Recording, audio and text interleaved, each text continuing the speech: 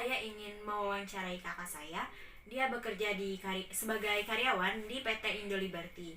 Saya ingin mengetahui apakah COVID-19 ini berdampak bagi mereka yang bekerja sampai saat ini. Kita langsung ke pertanyaan pertama. Kak, apakah benar sebagian karyawan di PT Indo Liberty ini diliburkan? Ya, betul sekali. Sebagian dari karyawan PT Indo Liberty sudah diliburkan atau dirumahkan karena adanya virus corona ini. Mengapa hanya sebagian ya? Kan kakak bekerja sampai saat ini. Mengapa hanya sebagian saja? Karena sebagian lagi masih ada juga dalam proses pemesanan, jadi kami harus memproduksi benang-benang lagi untuk dikirim. Berarti masih ada pemesanan ya? Masih ada. Apakah kakak merasa terbebani karena sampai saat ini kakak masih bekerja padahal ini lagi ramai COVID-19? Sebenarnya saya merasa sedikit terbebani karena saat virus COVID-19 yang mematikan ini kita masih berada di luar dan masih berkerumunan dengan orang lain.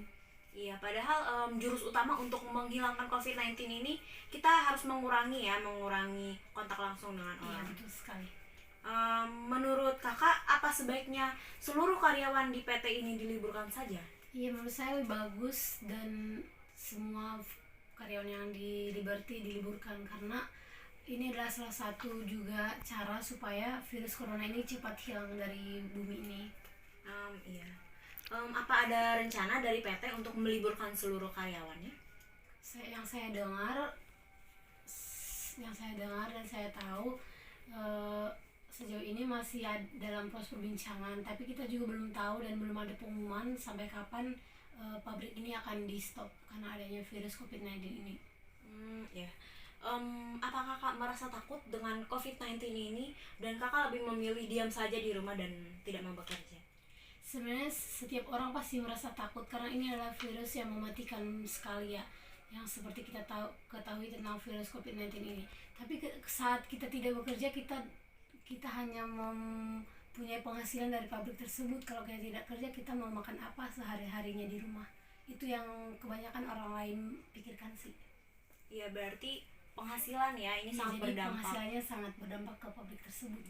Ya. Bagaimana saran kakak bagi seluruh warga Indonesia?